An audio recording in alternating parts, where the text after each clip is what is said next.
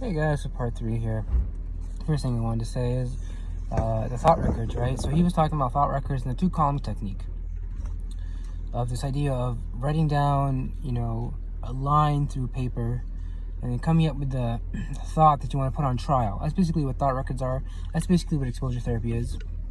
Putting a thought on trial, weighing the evidence and seeing if it's, if he's guilty or innocent. Is it real or is it not? Is it true or is it false? The charges. Well, let's look at the thought he gave, the example. I'm basically going to adapt the example he gave, as I found an example similar to that from a cognitive behavioral therapist, and it was actually quite helpful in terms of helping me figure out how to use the thought records. And because for the longest period of time, I had no idea what thought records were. I didn't know how to use them. I actually asked my father how to use them, because when you don't know things and when you're younger and you ask your father and he would tell you. That's kind of how I was raised. So I asked him. He didn't even know how to deal with them. This is a very important thing. When people don't know how to do these things, especially coming from, I don't want to make this I don't know. This is just a thing about traditional people. They don't take these things as seriously as you could say. I'm going to use the word modern. I really mean the word untraditional or non-traditional people. And so when they confronted with these words like exposure, thought record, they don't really know what they're saying. They need to use these words. You need to understand these words. So that's basically what thought records are. They're putting a thought on trial. So the example you gave is you take a piece of paper and like this, and you put a thing down the middle, and on the top you write, whatever thought you have. For example, the best thought I could give is, let's say I went out with my boyfriend went out and he went to, the big city for, do shopping, and on his way back, I'm hearing on the news there was a traffic accident, where he was, and so he's late, he's not picking up his phone, so perhaps, the thought would be that we're going to find a trial is my boyfriend is dead, right? And then we look at the pros and cons, for and against of these things, right? We look, for example, for, it says on the news that there was a traffic accident, so he's not picking up, so it could definitely be him because he was in the area. Another 4 could be,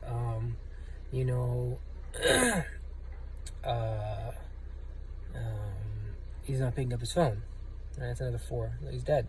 Against would be, come on, it could be someone else who's got in the accident. Why are you assume it's him? All right, we're doing this filtering. We're assuming we're thinking it's the worst. We're definitely not thinking logically. We're thinking not from an evidence-based point of view, and we should be, right? Like, it could be anyone who could be in an accident. Why does it have to be my boyfriend? Another thing we could say is,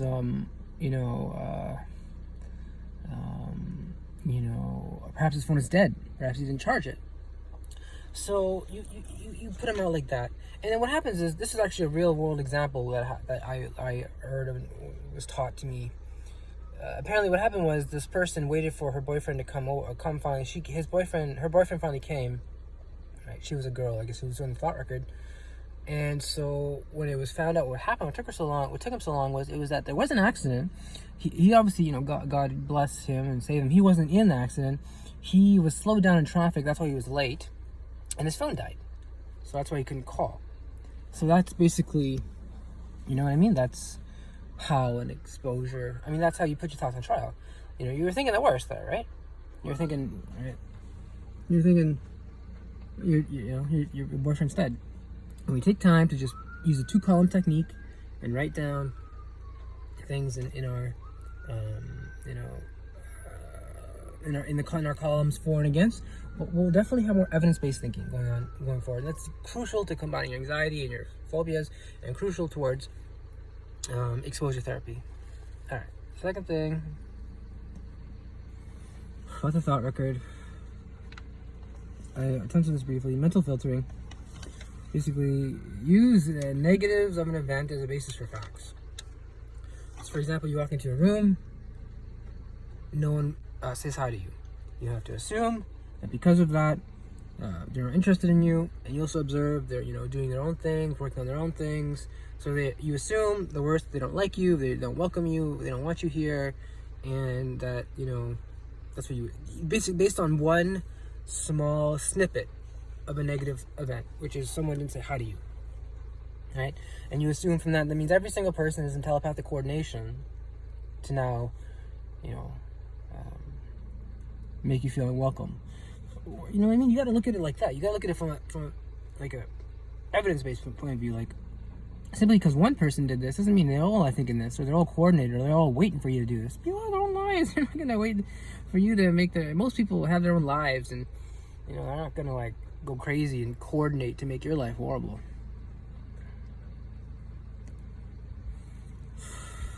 We have next point.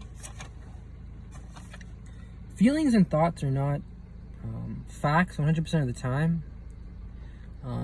So he mentioned the guy talking about the 2-column record. He mentioned using the scientific method to hypothesize, right? And I say that's good to a certain extent, though, because also we're dealing with something that's spiritual in nature. I've touched on this briefly, and I'll touch on it again real quickly. I'm not saying anxiety is caused by the devil. I'm saying that spirituality has a lot to play, as much to play. Well, not as much. Spirituality has, I would say, like 20% part to play. A lot of it has to do with, actually, I want to make it 33, even though I know it doesn't sound right. For me, it's going to be more like, it has a part to play. We can't just discredit spirituality and say, well, all science, and just follow the scientific method. I mean, okay, we can do that. It's just, science can only lead us so far when we're dealing with things that, I mean, for most people, anxiety is something you can't see. You can't really look under a microscope to see anxiety. This is a gene or the synapses of the brain. So we come up with these things we say where something's bothering us, or like a, you know, devil on my shoulder or whatever, right? So, with my OCPD, it gets much worse. I have like these grand kind of thoughts about. I'll get into it after I get into OCPD. I don't even sure I'm ready to get into it. It's very hard to describe. The videos touched on it a bit. I hope the videos are doing a good self-explanation of what I want to say. I just don't know how to say it. So that's why I show the videos and comment on them. So as I said, you know, this is something spiritual, and this is also something, I mean, also scientific. Follow the scientific method. The only caveat I would say is don't go overboard. For example, if you, like I've said this before, if you feel like, you know, like for this day, I'll never eat a certain food because of the association it has in me of negative, you know, feelings. And I'm fine with that because it's not so much of me feeling I'm going to choke on that food. It's just to be around that food produces memories that I just don't want to be around. I've mentioned this before, how food is comfort. And the more delicious the food you eat, the less anxious you will be if you have choking phobia. And it's for any exposure. Try to get as most comfortable and most relaxed as possible because you're going to be really, really anxious soon. As I said, logically speaking, exposure, if you're scared of something, you're supposed to be next to it, you're supposed to stay with it. And I have no problem like staying next to pierogies, even, you know, to a certain extent, smelling one, biting a piece of it, you know, and possibly throwing it out. Because it's not so much the eating that I'm scared of or the choking. It's the mental images that come about when you eat certain food. You know, when you're grown up on certain foods, you attach the mental images with them. Why do you think people give people chocolate when they cheer them up? Because everyone's eating chocolate when they were kids, and there was something parents gave them as a reward to make. So it's like that. It's kind of like pierogies. It's kind of like that. They're just, you know, part of a difficult period of my life that I just don't want to really talk about or think about because I'm happy, you know, not eating pierogies and not confronting those images and those thoughts. I mean, I'm pretty much, I mean, I see no harm in perhaps never eating pierogies again in my life. I mean, there is harm in not talking about the things that are underlying those, so we can definitely talk about those. It's about the pierogies and how you're getting too much. Oh, I feel, you know, I'm anxious, and I'm anxious because, you know, I haven't done this exposure, so I have to do it now. It's like, no, you don't. If you feel completely fine not doing that exposure, don't do it. It's when it becomes, as I mentioned these words before, clinical, subclinical, when it interferes with your ability, when you're losing weight, when you're, you know, fainting from not eating, or, you know, unable to go out because of fear of bees or driving. That's when you gotta start doing exposures. if you can live without that, it's fine. So that's what I caveat with the whole scientific method. And now this is a scientific channel. I definitely welcome that. It's just also I want to have my own way of looking at anxiety, because as I said before, I critique some of the things I've heard about anxiety. For example, the fact that people use it too much in modern language and culture. Oh, this gave me anxiety. Oh, you give me anxiety. Oh, I'm so tired. I have anxiety. It's like, you don't. You really don't. So that's something people aren't aware of. So let's move on to. I just want to make that clear. Spirituality practices of, like, for example, meditation, prayer, some sort of, you want to heal yourselves. At the very least, it's a placebo effect. I believe it. I mean, doctors would say it's a placebo effect. I'm not saying put all your, stock in it. I'm saying it's 20% of your ability to get better. Most of it is exposure and as I say to myself a lot, lancing the boil, dealing with the trauma, dealing with whatever it is that's on your chest and stopping you from doing certain actions or forcing you to do certain actions. That's the only way you can be free from your anxiety. So, as I said, don't go overboard and be like, well, I must have pierogies while talking about my anxiety. No, I can talk about it right now if I want. I'll see if I will. See if I want to. I don't think I do because I'm feeling angry. I might, though.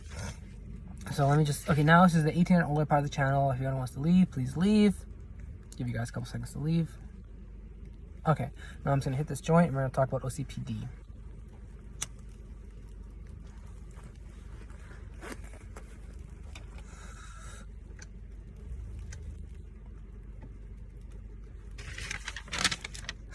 OCPD. Okay. First thing you want to know about OCPD is a degree of confusion, even amongst psychiatrists and psychologists, between OCPD and OCD. So last video discussed OCD, and I've discussed it a lot in the part 1 of this video, so I'm not going to go too much into it now. OCPD, it's estimated that less than 1% of the population suffer from it. It has similar thought processes to OCD. The difference is that it is a personality disorder. So you're characterized by certain thoughts that are almost always in your head, or certain themes of thoughts that are almost in your head that govern or guide everything you do. And these themes are perfectionism, rules, work, rigidity, and also anger when you get out of control. So you guys seen all this. You guys seen all this in my videos, how I get angry sometimes and my exposures don't go well. And I've also mentioned my perfectionism and my rules and all of that. And it's also hard to accept because of the it's egocentric. People who have OCPD have trouble being diagnosed, have trouble like accepting their diagnosis of OCPD. They think everything they're doing is perfectly fine, and everyone else is kind of doing things inefficiently.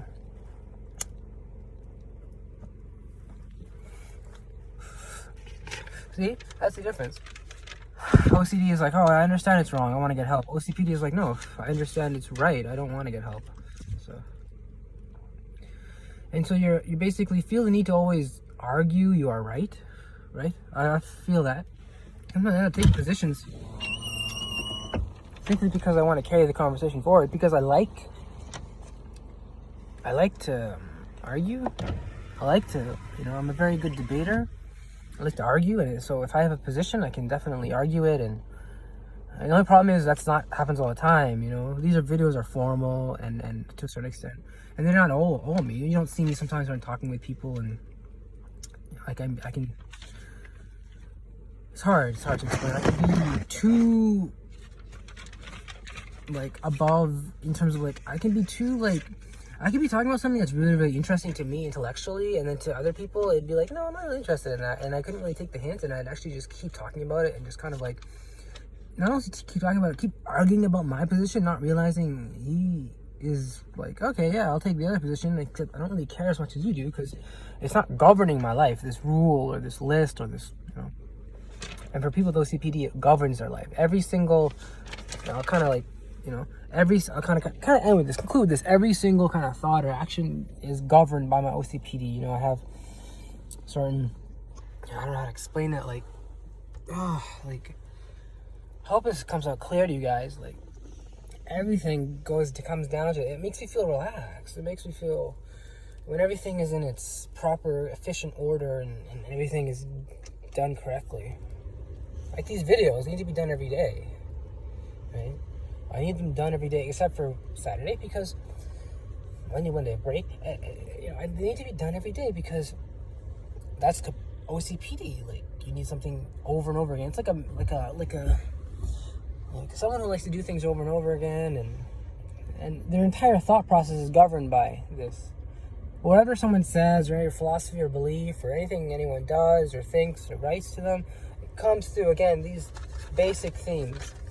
Perfectionism, rules, work, rigidity, and anger when it gets out of control. And just get out of control sometimes. You get angry because these things that you think are right, other people are saying are not right, and then you keep arguing with them, and then when they stop listening, or they just, whatever, they go above your head, or whatever you want to say, you start getting angry. So, and you've seen that. I remember one time, it was one of these videos, I forgot what happened. Something happened. I mentioned this many, many times, how the basic symptoms, one of the basic symptoms I have OCPD is, like, if someone says they're going to meet me somewhere at, like, a certain time, and they're, like, 10 minutes late, it's going to make me angry.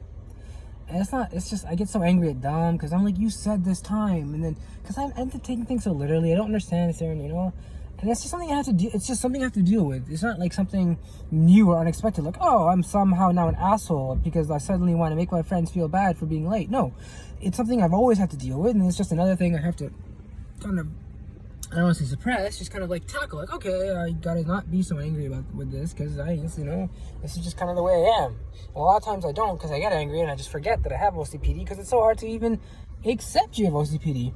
And to a certain extent, sometimes I get kind of not angry. I just kind of like, all right, I gotta, fight it. Not fight it, just be like, okay, I get it. I get why my brain works this way, and I understand it. Other people don't understand it. I gotta kind of look at things, kind of be empathetic and whatnot. All right, so I'm gonna probably end it here. I'm just think, is there anything else I've missed? I don't think so. All right, guys. I'm gonna end it here. Stay with it.